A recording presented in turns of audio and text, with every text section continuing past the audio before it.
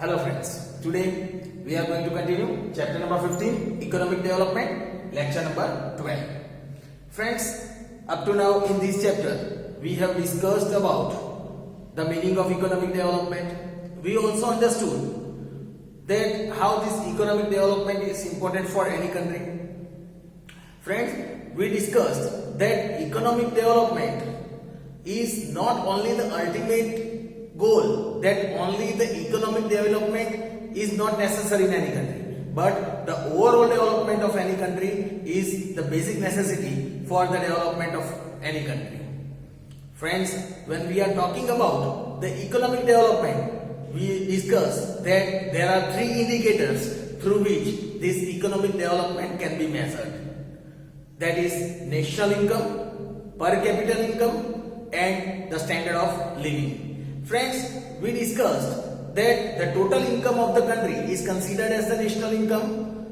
If we talk about the per capita income, the second indicator is derived by the total income of our country, that is the national income divided by the total population of our country, and that we get the per capita income. Then we discussed about the standard of living, the facilities, the infrastructure that is provided to the people of the country is considered the standard of living, like the proper facilities of health, education, then communication, transportation. This whole thing is considered as the standard of living. We also discussed about the difference between economic growth and economic development, in which, friends, we discussed that for a layman, for a common person, both these words, economic development and economic growth, it looks like same, but there is a difference between economic growth and development. When we talk about economic growth, it is the beginning of any development. When the target is achieved, it is considered as economic development. We learned the three major differences on the basis of development. We learned that when there is an increase in the national income or the per capita income of any country, it is considered as the quantitative aspect, and that quantitative aspect can be easily measured, friends. But here, that when there is increase in the quantitative aspect, that is considered as economic growth. But on the other side, when there is increase in the standard of living, when the standard of living of the people increases, that is considered as qualitative aspect. This qualitative aspect is quite difficult to measure it, and that is why when the quality of life, when the standard of life it becomes high, that is increased, then we can say the economic development is seen in that particular country. We understood about change in the economy, how there is a difference of change in the economy in economic growth and development. When there is researches and when there is increase in the production due to the implication of researches in different fields, then it is economic development. We also discussed about the difference on the basis of developed and developing countries. When the national income of any developing country is increased, then it is called economic growth. But on the other side, when the national income of developed country is increased, it is considered as economic development. Each and every country goal is to achieve economic development, not economic growth, because if the national income or the per capita income is increased, but the standard of living of the people remains same, then the increase in national income and per capita income is in vain. That is only, it will only prove proper when that the standard of living of the people becomes high, that grows high, then it achieves economic development. Friends, after that, we also discussed about the features of this developing economy, features of these developing countries, in which we discussed that there are several features of the developing countries or developing economy, like less per capita income. Here the per capita income remains low. Population growth, here the population growth is more than 2%. Then we saw unemployment, dependence on agriculture, poverty, improper infrastructure, dual economy, unequal distribution of income, lots of such things. Then form of international trade is not proper, import export, right? We can see that in the form of international trade is not maintained proper, due to which the foreign debt is increased of these developing countries. These were some of the important features that are clearly experienced in these developing countries.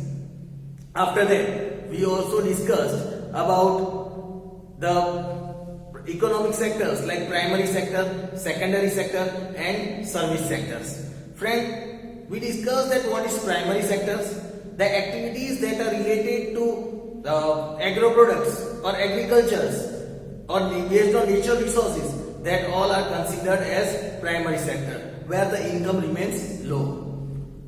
The another sector, that is secondary sector, which is also known as industry, where all the manufacturing industries can be considered, where some production is done from a small pin to genetic machines, that all industries can be considered as secondary sector. Third is the service sector. Service sector, the activities in which service is provided to the people, like communication, transportation, tourism, education, these all activities are considered as the service sector or the tertiary sector. So friends, here the income remains high. After that, we also discussed about the factors of production, in which we discussed about the 4 factors of production: land, capital, labor and entrepreneurship. Land, all the natural resources that are considered, that are used in the production, that are considered as land. Second thing that we consider, that is capital, all the man-made resources that are used for the purpose of any production, that can be considered in capital. Third, that we learned about the labor. Any activity done by any person who is doing physical or mental work is considered as labor. For any production, labor is also very necessary. And the person who combines all these 3 factors, that is land, capital and labor, that is known as entrepreneur, and the activity that is done is considered as entrepreneurship. These all factors are very much essential for any kind of proper production. Friends, now we also discussed previously about economic and non-economic activity. Any activity that is done for obtaining economic gain, that is known as economic activity, and any activity that is done without the economic gain, right, that is considered as non-economic activity, in which there is no economic profit. So friends, in the previous lecture we also discussed about the market mechanism system, in which we discussed that it is this system in which here the decisions are totally free. Here the individual citizens and the businessmen, they interact with each other and they are individually free to take any type of decision related to the pricing or the productions. Here there is no interference in the market mechanism system, there is no interference of the government, and that is why in this system competition plays a very major role. Competition plays a very major role. We also discussed that in market mechanism system, competition plays a very important role like an invisible hand. Here major capital investment is seen, and that is why this market mechanism system is also known as capitalist system. Friends, today the topic that we are going to cover, that is we are going to learn about the benefits and the limitations of market mechanism system. Let us understand the benefits and limitations of market system. So today we are going to learn about the benefits and the limitations of market system. Let us start with the benefits.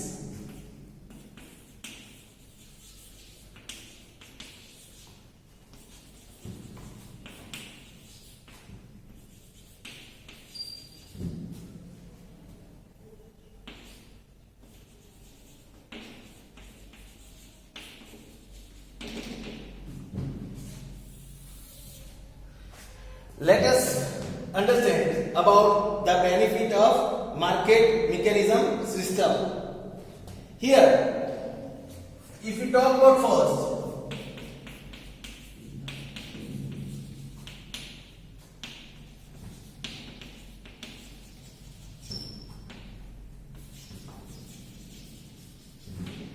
the very first benefit of this market mechanism system is that it protects individual freedom. Here, the producer, the citizen, they are free to invest their money where they get maximum profit. We learned in the previous lecture. Here, profit is at the center in market mechanism system. Friends, people invest their money in such activity, in such industries where the profit margin is very high. And that is why here we say it protects individual freedom. Here, as there is no interference of the government, here we can see that it protects individual freedom. Individual freedom of the people is clearly protected. Means the people are individually free to take any type of decision over here.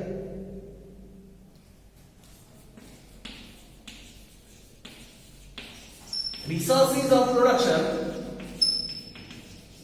If we talk about the resources of production,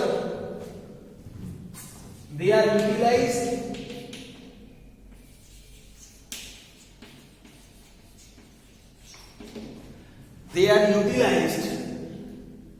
to the greatest extent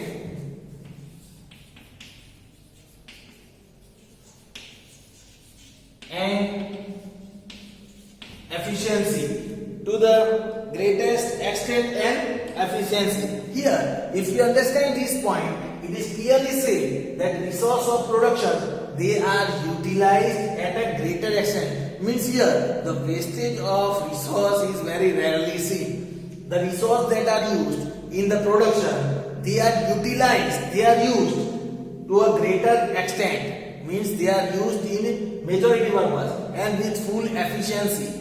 The efficiency of that resource is clearly utilized in these kind of productions. If we talk about the third benefit, here it is said that production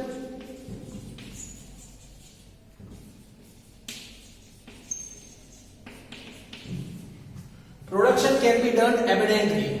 Here, maximum production can be done. If we talk about the production in this market system, here production can be done abundantly with maximum production. As here, the individual person are free to take any kind of decision related to production. The resources of production, they are used at its maximum extent and with full efficiency. Due to that reason, whatever necessity is arised in the society for the production, that production is done at its maximum extent with full efficiency, and that is why production can be clearly seen at abundantly phase. Here production can be done abundantly, means without any restriction production can be seen. In fourth,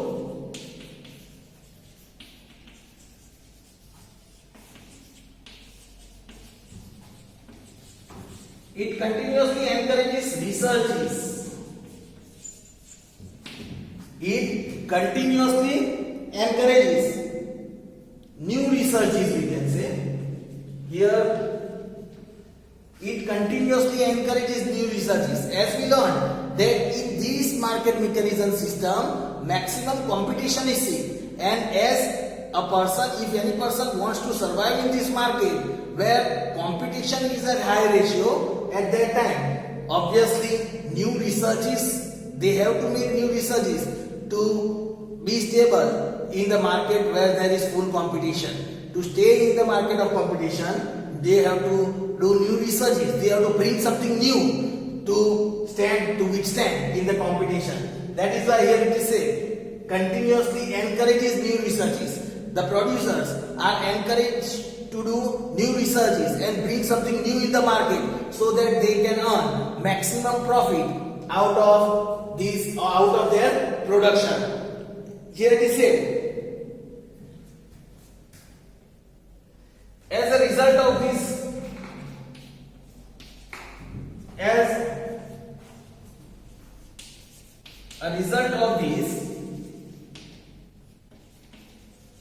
economic development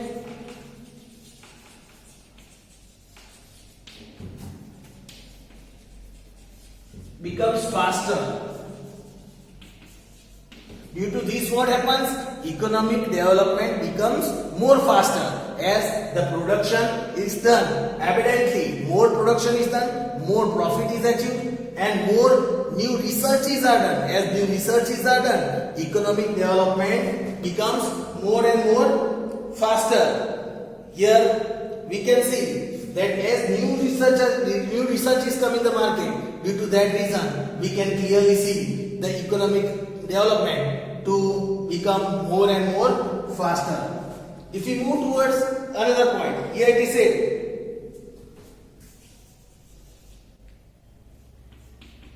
quality of goods and services. If we talk about even the quality of goods and service, that is improves.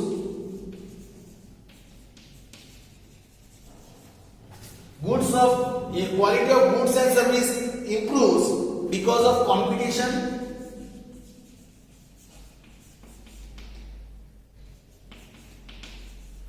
Friends, here clearly it is said quality of goods and service always improve as there is full competition.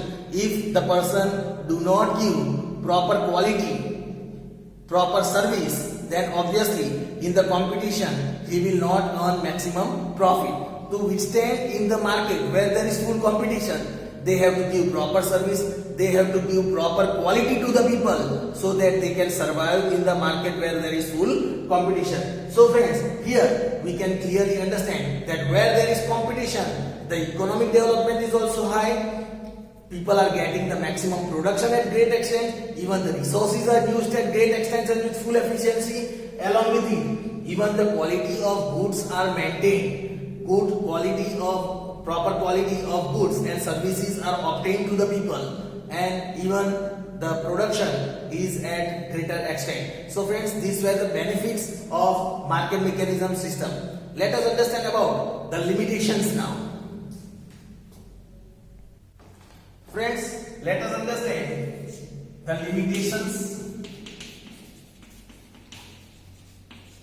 of market system now.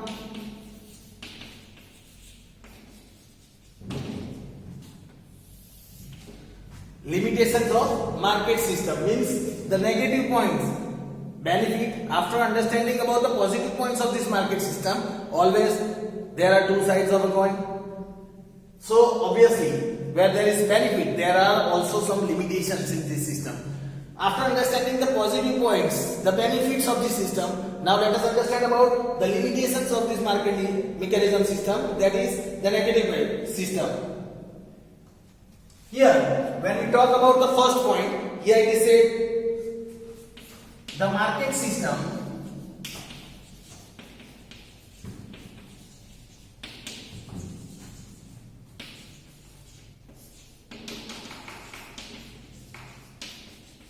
keeps the profit at center. The market system keeps profit at the center of production, we can say.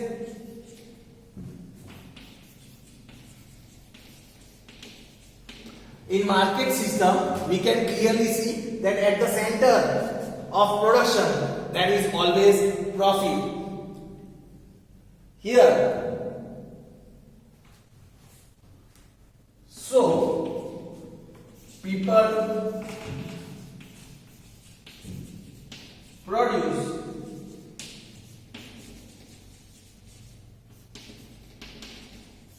only those things. So people produce only those things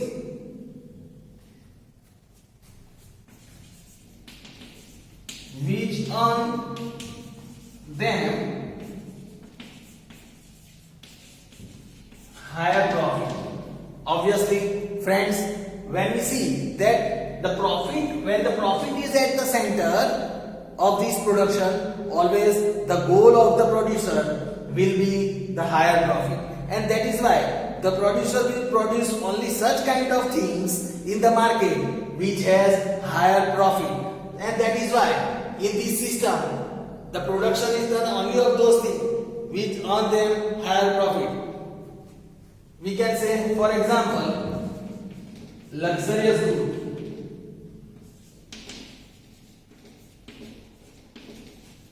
Luxurious items, luxurious goods. They only produce maximum luxurious goods which give them more profit. They neglect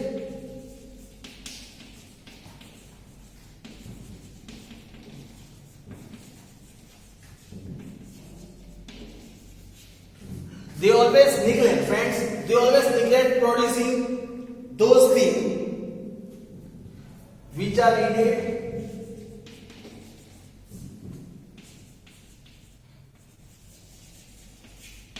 to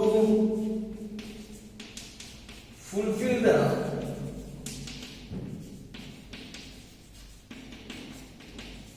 basic necessities. Friends, here it is said, they neglect producing those items which are needed to fulfill the basic necessities. Basic necessities of life also we can say. Friends, you can clearly understand in this point, the market system always keeps profit at the center, and that's why they produce only luxurious items which give them maximum profit, due to which the production that is necessary for living a life, that is the basic necessity of life, that type of production in which they get less profit, there is the lack of production of such items. They only keep the production of luxurious item at the center which give them maximum profit over here. If we look about the second negative point,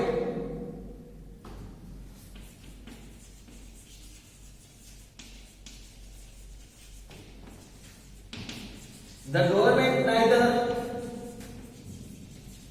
intervenes. If we talk about the government here, the government neither intervenes nor make policies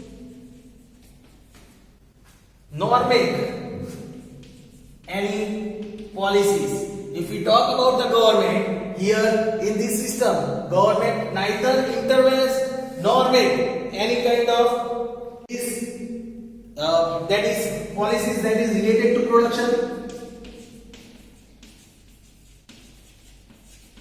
Government does not interfere in any matter in this market system, as well as they do not make any type of policies that is related to production. Here, as a result,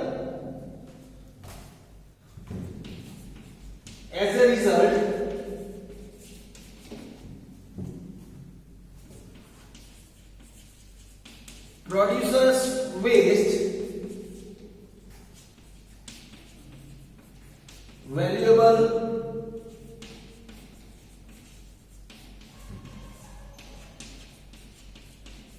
natural resources. As a result of these, producers waste valuable natural resources during production.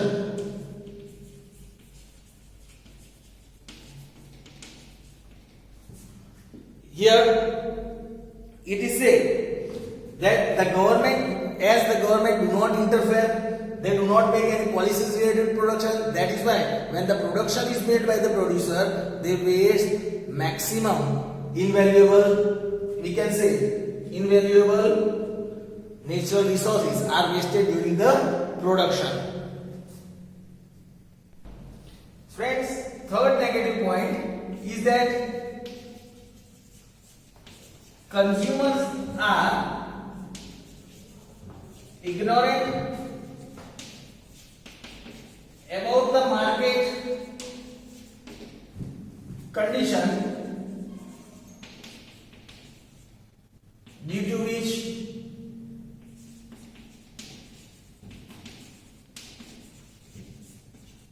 they are exploited.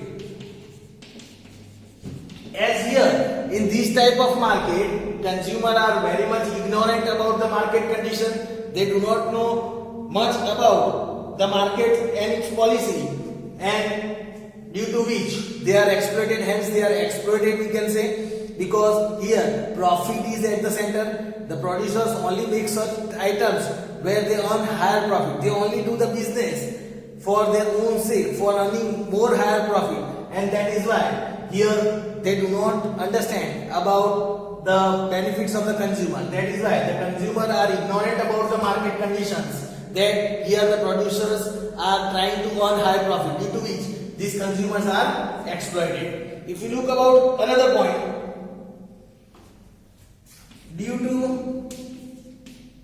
if we talk about the recent market, here it is said, due to centralization, here the centralization is clearly seen of centralization of property and income.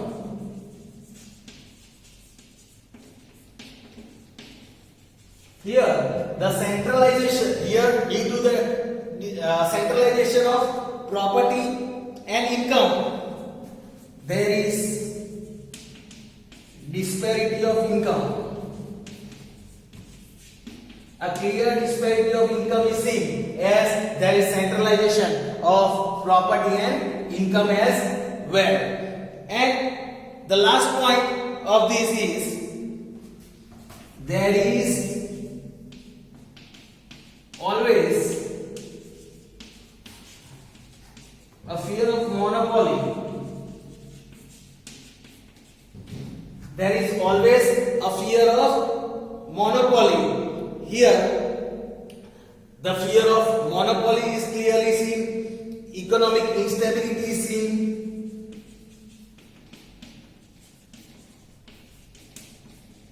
Economic instability is also clearly seen. Exploitation of labor,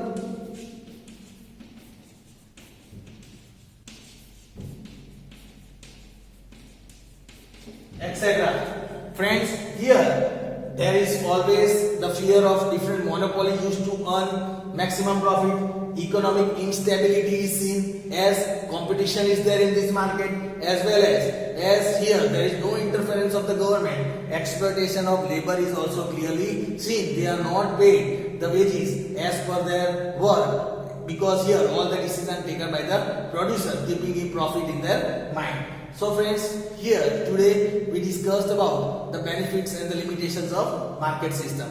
We learn about another topic in our next lecture. Thank you.